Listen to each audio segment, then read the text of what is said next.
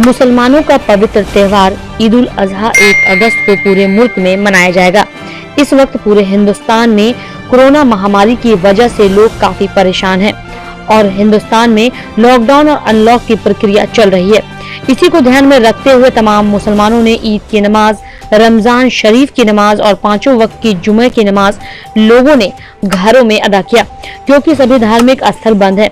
लोग अपने घरों में इबादत करते हैं। उसी सिलसिले में शुक्रवार को नगर थाना में डीएसपी अनुज कुमार और एसडीओ राकेश गुप्ता की अध्यक्षता में बकरीद को लेकर बैठक बुलाई गई।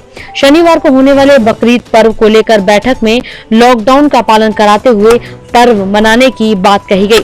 साथ ही साथ बैठक में शामिल हुए सदस्यों ने शहर हित में कोई परेशानी न हो और शांतिपूर्ण ढंग से त्योहार को संपन्न किया जाए, इसे लेकर प्रशासन को आश्वासन दिया।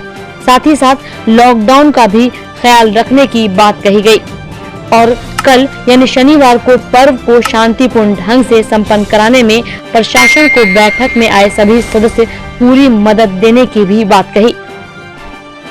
वहीं दूसरी तरफ ईद उल अजहा की नमाज भी लोगों को अपने घरों से ही अदा करनी होगी। जिस तरह से लॉकडाउन में लोगों को ईद की नमाज घर से अदा करनी पड़ी थी, उसी तरीके से ईद उल अजहा की नमाज भी लोगों को अपने घरों से ही अदा करनी होगी। सरकार ने बढ़ते कोरोना मामले के आंकड़े को देखते हुए ये फैसला लिया है, जिसे लेकर शुक्रवार को नगर थाने में बैठक भी की गई। आइए आपको सुनाते हैं अंजुमन कारवान मिल्लत के रियाज खान कादरी ने क्या कुछ कहा। नमाज पढ़ के 3 दिन तक चलेगा।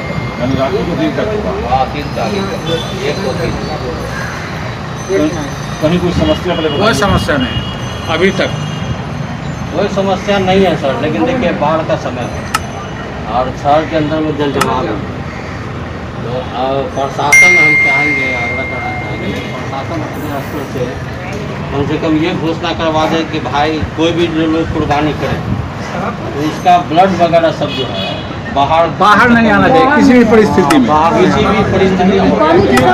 किसी भी परिस्थिति में पानी का बाहर जाएगा नहीं। हाँ, वहीं पर लगा हुआ है। और दूसरी बात यह है सर कि कुर्बानी जो होता है उसका कोई भी सोशल मीडिया पर, व्हाट्सएप, फेसबुक पर न डाले, ये कम से कम। अस्सलामुअलैकुम वरहमतुल्लाहि वबरकातुहू। आप तमाम हज़रात को और तमाम आलम इस्लाम को ईद उल अज़हा बहुत बहुत मुबारक हो। इंशाअल्लाह कल 1 अगस्त को ईद उल अज़हा का ये त्यौहार मनाया जाएगा और हम मुसलमानों के लिए बहुत बड़ी खुशी की बात है। और इस ईद उल अज़हा में हम तमाम लोग कुर्बानी भी करते हैं, जो हज़रत इब्राहीम अलैहिस्सलाम की सुन्नत है। मैं तमाम लोगों से गुजारिश करूंगा कि इस वक्त पूरे देश में कोरोना महामारी फैली हुई है, लोग बहुत परेशान हैं और ऊपर से बाढ़ की स्थिति भी बनी हुई है। काफ़ी दरभंगा पूरा इलाका जो है वो बाढ़ से घिरा हुआ है और फिर हमें जो सरकार का गाइडलाइन मिला हुआ है, अब तक के लॉकडाउन में हम लोगों ने ईद की भी नमाज़ें अदा की, रमज़ान शरीफ की इबादत और जुमा और 5 वक्त की नमाज़ें भी अदा की हैं और जो सरकार का गाइडलाइन है हम उसको फॉलो कर रहे हैं। इस वक्त हिंदुस्तान में लॉकडाउन भी है और अनलॉक की प्रक्रिया भी चल रही है। उसी के तहत जो भी सरकार का गाइडलाइन है आप उस पर अमल करें ईद उल अज़हा की नमाज के लिए और अपने उलमा से रब्ता करें। उलमा जो बेहतर मशवरा देते हैं हिकमत अमली के तहत आप उस पर अमल करते हुए इंशाअल्लाह कल ईद उल अज़हा की नमाज़ पढ़ें, कुर्बानी करें। और एक गुजारिश और भी है कि जो लोग कुर्बानी करते हैं, अल्लाह ने जिसे तौफीक अता दी है, जिन पर फ़र्ज़ हो गया है, वो कुर्बानी ज़रूर करें, लेकिन इस बात का ज़रूर ख्याल रखें कि कुर्बानी करते वक्त खून वगैरह जो होता है उसको सड़कों पर, नालियों में ना बहाएं। और किसी दूसरे धर्म या समुदाय भी इस मुल्क में रहते हैं, अपने पड़ोस में रहते हैं, उनका भी ख्याल रखें, किसी के दिल को तकलीफ़ नहीं हो हमारी कुर्बानी से, क्योंकि कुर्बानी जो है वो अल्लाह की रज़ा के लिए है। लिहाजा इस बात का ख्याल रखते हुए आप तमाम हज़रात से गुजारिश है कि आप कुर्बानी ज़रूर करें, लेकिन अदब व एहतराम के साथ, जो उसका अंदाज़ होना चाहिए कुर्बानी का, उस अंदाज़ के साथ आप कुर्बानी करें। अल्लाह हम सबको नेक अमल की तौफीक अता फ़रमाए और कल जो कुर्बानी होगी अल्लाह तबारक ताला इसको कबूल अता फरमाए। और जो ज़िला प्रशासन है ये जिस तरह से आपके साथ है, गाइडलाइन दे रही है, आप इसको भी फॉलो करते रहें। अपने उलमा को अपना सरबराह मानते हुए उनकी बातों पर भी अमल करें। बस इसी के साथ मैं आप सबको फिर से मुबारकबाद देना चाहता हूं कि ईद उल अज़हा आप सबको बहुत बहुत मुबारक हो। जिलाध्यक्ष त्रिभुवन कुमार ने कहा, दरभंगा NSUI टीम लगातार बाढ़ प्रभावित क्षेत्र में जनता की सेवा कर रही है। बाढ़ का भयावह स्थिति को देखते हुए जिलाध्यक्ष त्रिभुवन कुमार साप्ताहिक बाढ़ प्रभावित क्षेत्र का दौरा कर रहे हैं और अंचल अधिकारी से कॉल के माध्यम से उन्हें अवगत भी करा रहे हैं। रहने का कोई व्यवस्था नहीं, रहने का व्यवस्था नहीं है। देखिए इधर देखिए तो पूरा व्यवस्था नहीं है रहने के। देखिए ढड्डी लगा लगा करके आदमी कैसे भी अपना जान बचा रहा है। देखिए पूरा हिल रहा है। देखिए हम बता रहे हैं, अभी ये हम लोग बाढ़ एरिया में है, बाढ़ वाले क्षेत्र में है। और देख लीजिए,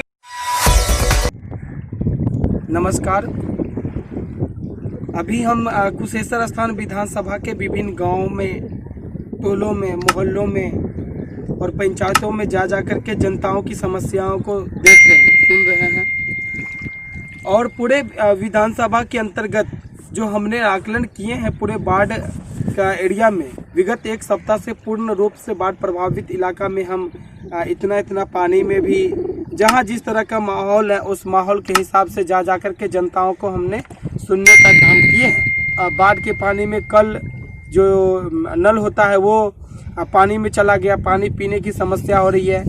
बहुत सारे ऐसे हैं कि जो अब घर में पानी घुस गया है, बाकी सब कुछ डूब गया तो वाटर बेस बांध पे रह रहे हैं। बहुत सारे ऐसे हैं जो किसी ऊंचे स्थान पे विस्थापित है। तो हम ये तमाम चीज़ को देखने के बाद मुख्य समस्या जो दिख रहा है वो पानी का समस्या दिख रहा है। दूसरी बात है कि यहाँ पे बहुत सारे ऐसे घर हैं जो पानी में डूब गया है। उन लोगों के लिए जो है सो समुचित व्यवस्था होनी चाहिए, जैसे प्लास्टिक का हो या तंबू टाइप का घर की व्यवस्था किया जाए, या उसके बाद जो है सो भोजन सामग्री जो पानी में घर में रह गया है तो भोजन की भी समस्या है। तो प्रशासनिक व्यवस्था को ये तमाम चीज़ पर ध्यान देना चाहिए। दरभंगा मानव अधिकार युवा संगठन भारत के बिहार प्रदेश कानूनी सलाहकार सह अधिवक्ता उदय लाल देव ने प्रेस विज्ञप्ति जारी कर बताया कि DMCH में लोगों के जान के साथ खिलवाड़ हो रहा है। बिहार प्रदेश के अस्पतालों में से एक DMCH दरभंगा भी अपने आप में संस्थान है। लोग आंख बंद कर पूरे विश्वास के साथ जीवन बचाने के लिए DMCH आते हैं, लेकिन यहाँ की चरमराई व्यवस्था एवं डॉक्टरों की अनुपस्थिति और उदासीनता यहाँ आए लोगों की जान ले रहा है। साधारण एवं अन्य किसी भी बीमारी का इलाज कराने आए व्यक्ति को आंख बंद करके कोरोना ग्रसित बताकर उसके संबंधित आइसोलेशन सेंटर में भेज दिया जाता है तथा जब रिपोर्ट आता है तो उस व्यक्ति का समुचित इलाज के अभाव में जान चली जाती है, जो डॉक्टरों की उदासीनता, लापरवाही, चरमराई व्यवस्था साबित कर रहा है। आपको बता दें कि इसी प्रकार उचित देखभाल एवं व्यवस्था के अभाव में ऑक्सीजन न मिलने की वजह से एक व्यक्ति ने DMCH में छटपटा कर दम तोड़ दिया, जिससे मानव अधिकार के साथ साथ जीवन जीने की स्वतंत्रता का भी अधिकार हनन खुलेआम हो रहा है। सरकार और अस्पताल प्रशासन को इस तरह के हो रहे घटना का संज्ञान लेते हुए उचित कार्रवाई करनी चाहिए और लोगों को बेहतर स्वास्थ्य व्यवस्था देने के लिए आश्वस्त किया जाना चाहिए। इस साल बकरीद के मौके पर बाजारों में खरीदारी को लेकर काफी चहल पहल और भीड़ देखी जाती थी। पर्व के वक्त लोग ज्यादातर बाजारों में ही नजर आते थे, लेकिन देश में कोरोना महामारी की वजह से खराब हालात को देखते हुए अभी तक कई राज्यों में लॉकडाउन जारी है, तो बिहार में भी लगातार कोरोना के बढ़ते आंकड़े को देखते हुए एक बार फिर लॉकडाउन कर दिया गया है। साथ ही साथ लॉकडाउन का पालन करते हुए और सरकार द्वारा जारी गाइडलाइन के हिसाब से लोगों को पर्व मनाने होंगे। कोरोना और बाढ़ की वजह से बिहार की स्थिति काफी खराब हो चुकी है, जिसे लेकर इस साल लोगों ने बड़े सादगी के साथ पर्व को मनाया है। वही बकरीद पर्व को भी लोग बिहार के हालत को देखते हुए और सरकार द्वारा जारी किए गए गाइडलाइन के हिसाब से ही मनाएंगे।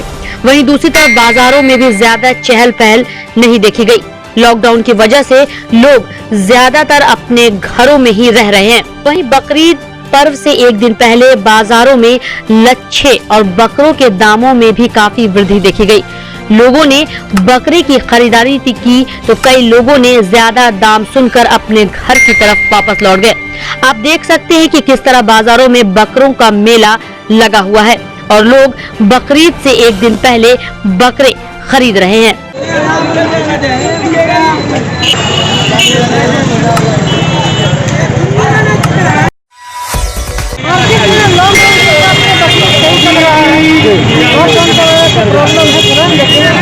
किस चीज का दुकान है ये? का दुकान है। अच्छा 100 रुपया है, 160 है, 140 है। अच्छा। तो खा भी रहे हैं, ले भी रहे हैं। कहाँ लोकल कस्टमर यहाँ ज्यादा रहता है। लॉकडाउन के हिसाब से जो ना सब जो जहाँ है वही तो शुरू है 20,000 तक। अच्छा, तो मार्केट कैसा आप लोग का चल रहा है? मार्केट अच्छा नहीं चल रहा है, ठीक का हाल नहीं। तो क्या उम्मीद कर रहे हैं? अभी थोड़ा कुछ घंटा है पर्व में, तो मार्केट में बहुत क्राइसिस है पैसे का। लोगों का रोजगार बंद है, धंधा पानी है नहीं, चारों बगल बाढ़ आया, दुकानदारी चल ही नहीं रहा है। तो हम भी सोचते हैं कि सस्ता से सस्ता हमको भी बकरा मिल जाए। तभी बकरा कम से कम 5,000 से 10,000 20,000 तक का है। अच्छा अच्छा। अपनी औकात उतना ही है जितना में हम खरीद सकते। क्या कम 7,000 8,000 में मिल जाएगा तो हमको भी कुर्बानी करने का हो जाएगा। मगर अभी देखते हैं कि अभी आमदनी भी नहीं है।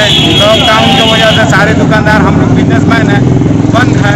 इसके वजह से सोचते कि सस्ता मिल जाएगा तो कर लेंगे। तो दाम तो पड़ रहा है, मुनासिब तो पड़ ही रहा है। अच्छा। और खस्सी अपने हिसाब से 7,000 रुपये में, हम 5,000 में सोचते कि अपने हिसाब से मिल जाए, मगर नहीं मिल पाता।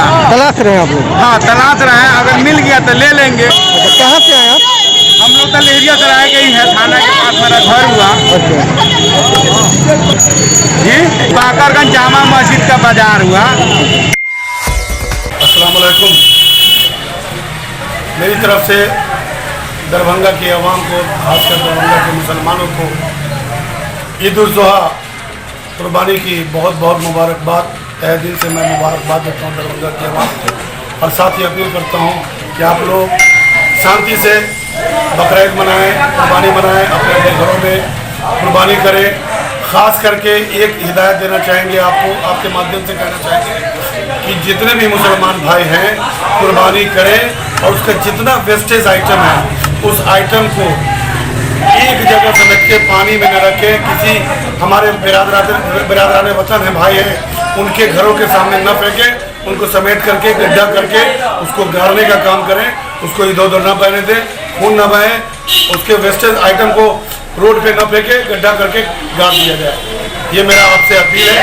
और फिर से मैं आप लोगों को, दरभंगा के अवाम को, मैं ईद उल जुहा की कुर्बानी की तहे दिल से मुबारकबाद देता हूँ। शुक्रिया।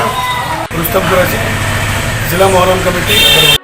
अस्सलाम वालेकुम वरहमतुल्लाहि व बरकातुहू। आप तमामी हज़रात को और तमाम आलम इस्लाम को ईद उल अज़हा बहुत बहुत मुबारक हो। इंशाअल्लाह कल 1 अगस्त को ईद उल अज़हा का ये त्यौहार मनाया जाएगा। इस मुल्क में रहते हैं, अपने पड़ोस में रहते हैं, उनका भी ख्याल रखें। किसी के दिल को तकलीफ़ नहीं हो हमारी कुर्बानी से, क्योंकि कुर्बानी जो है वो अल्लाह की रज़ा के लिए है। लिहाजा इस बात का ख्याल रखते हुए आप तमाम हज़रात से गुजारिश है कि आप कुर्बानी ज़रूर करें, लेकिन अदब व एहतराम के साथ। जो उसका अंदाज़ होना चाहिए कुर्बानी का, उस अंदाज़ के साथ आप कुर्बानी करें। अल्लाह हम सबको नेक अमल की तौफीक अता फरमाए और कल जो कुर्बानी होगी अल्लाह तबारक ताला इसको कबूल अता फरमाए। और जो ज़िला प्रशासन है ये जिस तरह से आपके साथ है, गाइडलाइन दे रही है, आप इसको भी फॉलो करते रहें। अपने उलमा को अपना सरबराह मानते हुए उनकी बातों पर भी अमल करें। बस इसी के साथ मैं आप सबको फिर से मुबारकबाद देना चाहता हूँ कि ईद उल अज़हा आप सबको बहुत बहुत मुबारक हो।